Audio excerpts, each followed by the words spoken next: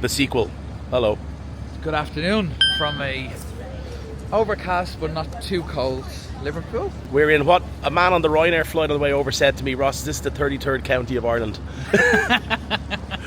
We are in Liverpool. And that was why we didn't come last weekend, Paddy's weekend, because it would have been bedlam.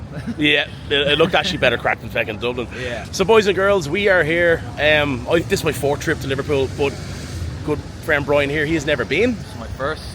And he has some, Liverpool connections, I suppose, in his family, which he'll get into over the course of the vlog. Most certainly. He's seen a lot of England, but has never been to the Mersey. So we're here for a couple of days. We're going to do the stereotypical stuff, the not so stereotypical stuff, and enjoy it. Would you like to give the people the little going over again of the George's Hall scenario, Brian? If you're a bit of a movie buff. So here we go. Of course. All right. So basically the last Batman movie, the one with Robert Pattinson, had 3 locations here. Obviously it was made to look like 4 or 5 different other big cities, but for this location, which is George's Hall behind us, this was used for City Hall, and there was a scene just as they were going up the stairs. It was Colin Farrell as Penguin, John Turturro as Carmine Falcone, Robert Pattinson as Bruce Wayne comes up along here and has an exchange with them.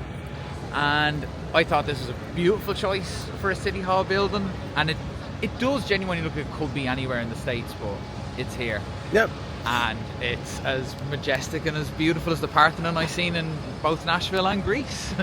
Well, there you go. There it is, the majestic George's Hall. So if you guys are like young Brian, you're a bit of a movie buff, that's pretty cool. It was the same as when I was in Glasgow a couple of weeks ago. I found out that if they couldn't get planning permission for certain areas in New York, they'd use Glasgow. Yeah. Maybe Liverpool does the same thing. They do the same thing in Canary Wharf now because it looks so much like New York. Julia Roberts was there 2 weeks ago filming something that was supposed to look like New York.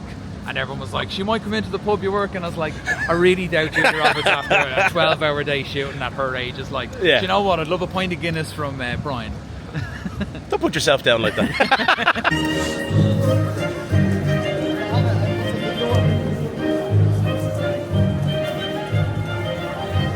Beautiful.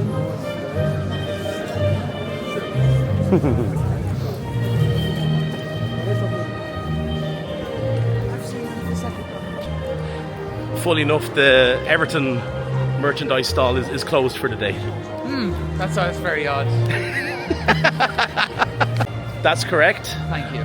Last time Everton won a trophy was in 1995, and the Liverpool fans like to remind them by singing a song to the tune of For He's a Jolly Good Fellow. And it goes a little something like this.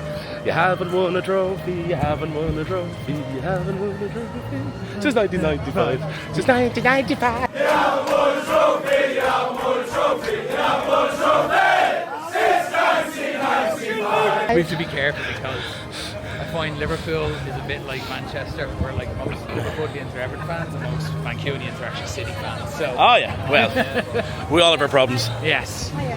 Arrived at the Liverpool One area, Brian. So this area is about less than 10 years old, I think. I think the people of Liverpool wanted to shift the city away from maybe the Mathew Street, Dale Street area of the city and make it down towards the dock, Albert Dock, which we'll show you in a couple of minutes. But this over here is usually the sign where people officially welcome themselves to Liverpool. And as you can see, it's the beginning into the Liverpool One area. Pretty nice. Very much the Canary Wharf of the city. The Canary Wharf of Liverpool. The giant skyscraper. Yeah. Well, I decided to go completely crazy landing in Liverpool. I went and bought myself a can of Fanta. Carlos Fantana. Yeah, which is absolutely wonderful. Carlos Fantana.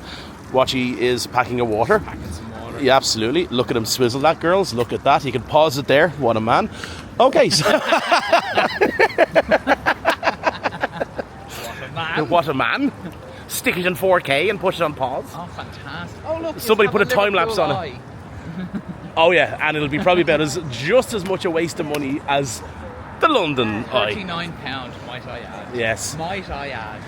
So, Brian, I see a magical yellow bus over there, which for me can only mean one thing. That is where the Beatles tour starts and ends. So I think we should see a bit magical mystery tours and all that stuff. On Wings? I would say you probably get kicked off if you mentioned Wings, okay. I'd say, yeah. I'll just talk about Travelling Wilburys then. Or Solo Ringo. Ringo's fourth album, his disco one, is fantastic. I thought Ringo the Fourth.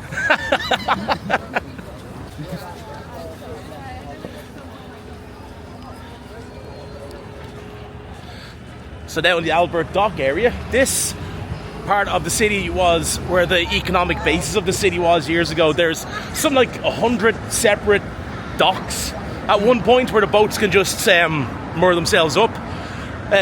Now not so much, but it was a huge expanse.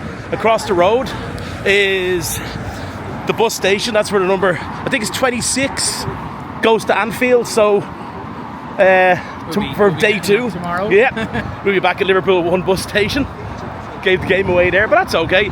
This is going to be a 2-parter, people. There's not a hope in hell that I'm going to force you to watch this entire episode in one, because we got a lot of things going on next couple of days. It's going to be fun. The last time I was in Liverpool and I did a Beatles tour, the tour guide, in true Liverpool sense of humour, turned round to me and he seen this archway in front of me, and he said, "See this archway? It was originally built in 1855. Do you know how I know? It's written on it." Yeah. Read a little something during the week that the Albert Dock, this whole district, was the first non-combustible set of buildings in the world. So like not to have any kind of wooden or timber structures. So everything here is completely non-combustible, completely solid brickwork. So these buildings will be here for a long old time. Would they have been handling munitions and stuff in the war? I would have said so. Well, speaking of the war, apart from London, Liverpool was the most bombed city in World War II. They have the largest Georgian area, like townhouses, the red bricks and slender windows, again outside of London. So the thing about Liverpool is, for some reason, the 70s and the 80s, this city started to get like a bad name. Like there was a lot of unemployment, etc. But this was an absolute melting pot of cultures years ago. This was where people from all over the world, as far away as China, like the oldest Chinatown in Europe is in Liverpool, and we'll be seeing that like at some stage. Yeah, when you told me that, because I love the one in London, so I was like, holy shit. Yeah. So it's an absolute melting pot, and not to mention Dublin and Liverpool are officially twinned economic cities. So it's only over the road. There's about 8 flights a day going from Dublin to... It's pretty much on par land-wise, isn't it? Like, yeah. Liverpool's here, Dublin's parallel. there. Like, yeah, completely.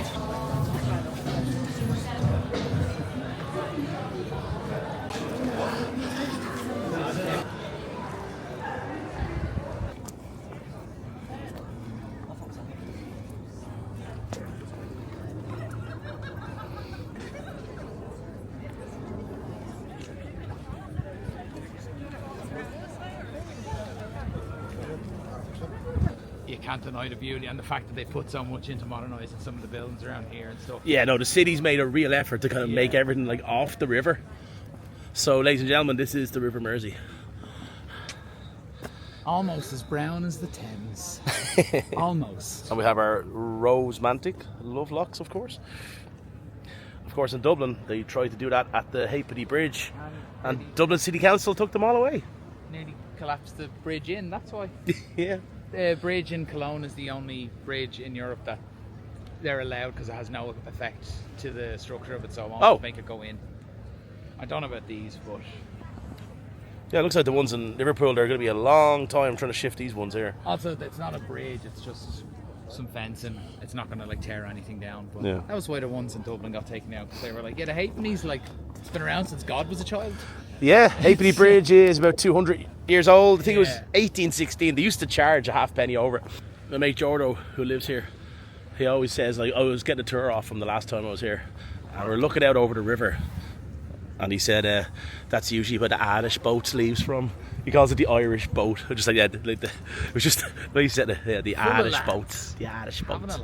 Yeah. Along this stretch of it, there's the Liverpool building, the Three Graces, and also more Beatles statues. We are going to be going on a Beatles tour in the next few minutes. Next half hour? Yeah, next half hour or so. So we're just getting young Brian acclimatised to this part of the city. What I was saying to Brian off camera was that this city is kind of starting from the south up. So where we're looking out here on the river is the south if you're looking on a map, and then you make your way in towards the city behind us. Most cities have a nucleus and it spreads out from there. it was like Mathew Street, etc. Lime Street, that's the centre of Liverpool. But I think the city council are really trying to just emphasise moving it from south to north, and it's working out really well because there's a lot of room down here. There's lots of families down here. There's a bit of space. No, it's been a gorgeous walk. Yeah. So I can't have asked for a better like introduction to the city. To go straight from Lime Street to here. Yeah, and I love Liverpool to death. So cool.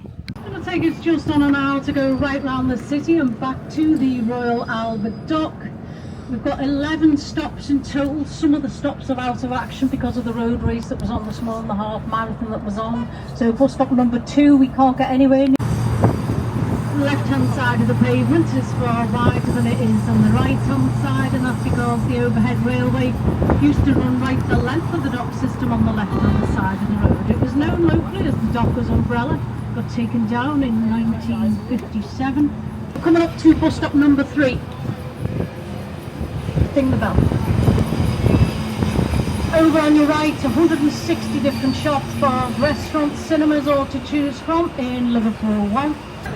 You can see the statues of the Beatles just above the first floor. They're all dressed in their different outfits from what they went on to do after the Beatles. Mathew Street is straight after the Hard Day's Night Hotel. That's where you'll find the Cavern Club, and that's where the Beatles played 292 times in less than 2 years, but as well. Small charge for the planetarium, which is about £4, and then you pay for the private exhibition, which is about bees. Everything else is free. On the left-hand side, university. So if you ever heard the term, my child goes to a rhetoric university. That's Britain's first one, designed by Alfred Waterhouse. It's now the Victoria Gallery, by an incendiary device which went straight through the roof of the church. After the Second World War, they went back to the people of Liverpool and asked them did they want them to rebuild the church, put it back to it. So bus stop number 10 is just on the left.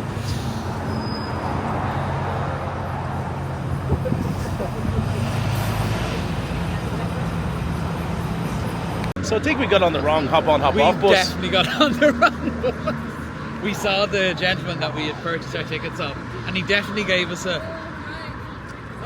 sort of face, and then upon closer inspection we were like, it's a different company.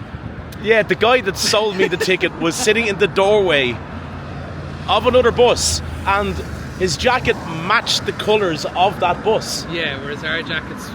it was a yellow our bus. Bus jackets were yellow, whereas theirs were red. But, you know, that's... As far as bumps go, it's not the worst one. But listen, Viv, if you're watching... Thank you for a great tour. Yeah. And Wayne, fantastic driving, but we were on the wrong bus. Tickets valid till tomorrow, so we'll just come back and do it all again. It's good to be back. That's the first part of getting to know the city over. I could eat, I could drink, in that order. Like a mad idiot. Let's do it. I've been drinking like a mad idiot.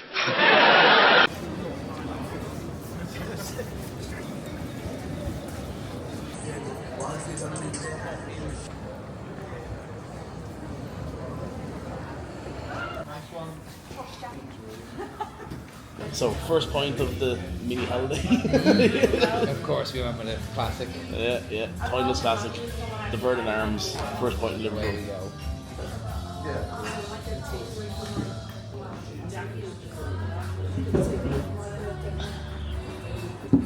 That is good. That plan. Nothing beats the first point of the day. So that is very, very good. I have to say, that was a great pub. That was good, and all the barmaids were Nordies, and I'm marrying a Nordie, so I love the Nordies.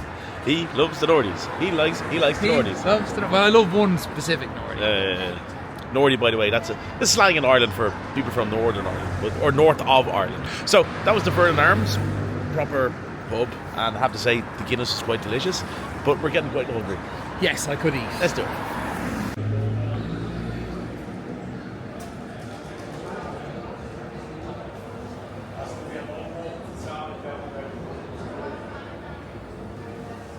Now outside the oldest pub in Liverpool from 1726, Ye-Hole in Ye-Wall.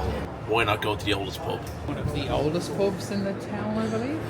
If not the oldest, by the sign over here. Well, think of Dublin when the Brazen Head and the oldest pub in Ireland. I'm like, a lot of people like to pull that one out. Much like, you know, we serve the finest Guinness in all of the land. Many places say that. Would you be opposed to the view that it could be the oldest? Not one bit. I strive to be proven wrong. All right, let's strive to be proven wrong. Yeah. There you go. It's written on the wall, obviously it's true. You know you're only allowed so many people to be on your show. Hey, yeah. Guinness for himself and Tetley's for me, please. What's that? A Leeds ale that I like. It's called Tetley's. Leeds. What can I say? I've lived here for too long. I was going to say, to me, like Tetley's is a tea. No, it's a smooth ale. It's a smooth ale. John Smith's. Oh, God. That's heavy. Hello, everybody. We got Jordo in the house. Guess where he's from? Liverpool. I'm here as well. Oh, yeah. We have token Irish guy, Mr. Brian. 33. 33. 33 on Tuesday. And that's what he's going to be, 33 on Tuesday. 33 on so everybody Tuesday. say happy birthday in the comment section down below. Woo! Fourth Guinness. I'm bodied and drank it quicker than the Irish. Yes, you did. To be quite honest, you need a paddy passport quicker than us. We see something right here called the McCartney Steps. And, oh, there's a doggy! Hello, doggo! Hello, doggo! Hello. I know, I'm so sorry, because usually when there's dogs and humans, it's like, oh, the dogs take precedence. No, say hello. Hello! I think he's really tired, but he's really How you doing, baby? Beautiful. I'm allergic, but I'm not So she. Oh, Safe home, guys. Nice to see you. There's a sign over here that says Liverpool's most dubious Beatles attraction. Jim McCartney, Paul's dad, was a regular in the Pig and Whistle while working at the nearby Cotton Exchange. Youngest son Mike is said to recall sitting on the pub steps in the 1950s with his big brother Paul while waiting for their dad to finish drinking. I was always outside the bookies in the car. Oh, were you? We present the unverified but plausible McCartney steps. So, yeah, we weren't around at the time, but apparently it's plausible. So here's the McCartney steps. Here we go. And here is young Brian Watchorn modelling. Said, oh my. One bass player to another.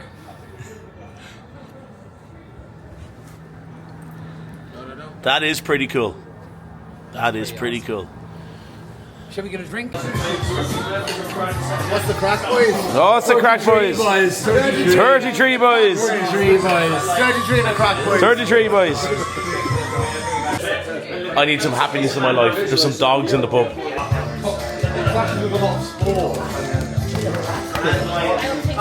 Glamorous by Fergie. Scissor Sisters, take your mama out. 33 on Tuesday. 33 on Tuesday. I'm just taking him to postie. And How you doing, boys? Yes. look how beautiful Liverpool is. Wait, It's absolutely fantastic. It's We're a- down by the Liverpool building. where are we, bro? We are in my second favourite place in the world, Liverpool. We have been to the Pig and Whistle and we went to the McCartney Steps and now we're going to go down to the Mathew Street. And we body slammed our 5th pint of Guinness. Yes. Yeah. Anybody who follows my YouTube, you might realise that Jordy now has the camera. Leave in the comment section down below if you want Jordy to go visit Dublin. Trying to get Jordy to visit Dublin for about a millennia now with this. Bro, I'm going to Dublin literally in a week. So this used to be, this used to be called Oh Me Oh My, and I got sacked because I spilled a whole bottle of red wine over a bride once, and then when I collected the glasses in from the table, I was drinking the bottles of wine and the Prosecco in the back before I cleaned the dishes. And they went to me, "You're dismissed." I went, "I'll dismiss myself, thank you." I'll see myself out, sir. I'll see myself out, lads. I'm not asked. Taking the boys down past the Hello Gorgeous, Chippy, no Kebab House, the most iconic one in Liverpool. I'm going to walk through by the postie and then we're going to go down Mathew Street because that is where I used to work in Smokies on Mathew Street. Terrible. Why was it terrible? But right, so we finished at 5 in the morning, yeah. And one girl locked herself in the toilet 5 in the morning. And she was that pissed she couldn't get out. So we were there till 8 in the morning trying to get it out because she didn't know where the handle was. That's a good enough reason for me. So I was over it. This is the fit today. Black jacket, Yeah. I've got me Under Armour trackies on and my new running trainers because I'm breaking them in. And you're doing a great job. And I'm doing a top job, boys. Yeah, it was just fire. Just fire, bro. What is it? It was just a vibe, it was just fire. The yellow thing here. Wait for it. He's the best person in Liverpool. No, he really is, honestly. He's the best kebab man in the whole world. Just write the yellow sign. Come here, hey, come here, watch this. He loves me. Known him for years. Come here. There's nothing else to say. Gorge! Gorgeous! Yeah. Hi, Gorge! I love you. Love you. You're alright, Gorge? You're alright? Yes, gorgeous. What are you up to? I'm with the fucking Hey, I'll see you in a bit. Love you. Bye, Gorge.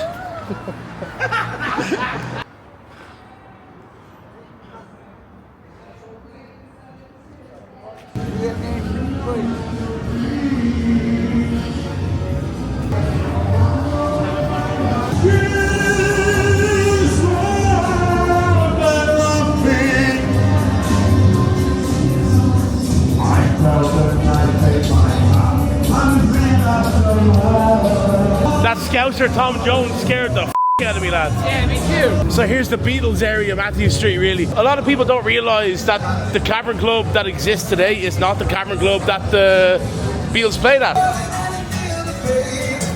Wish you were here by me to end this misery, and I wonder. Tips. Why wonder.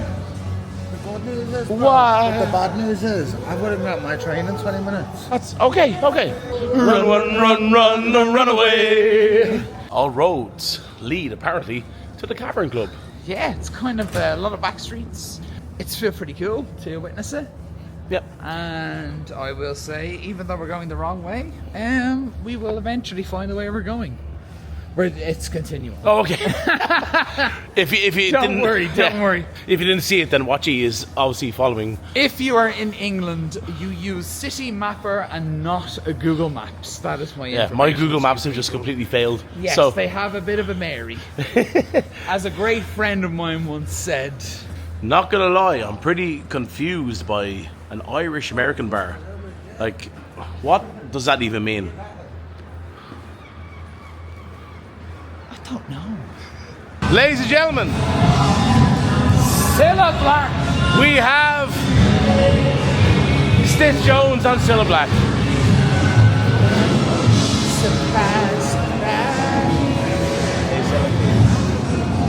Ta-da for me, love. Ta-da. The great.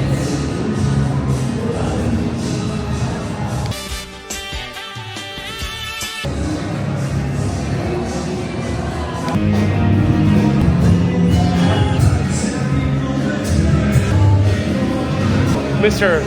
Ringo Starr. Ringo Starr. There you go. You and I will live inside the worthless thing around. We don't know why.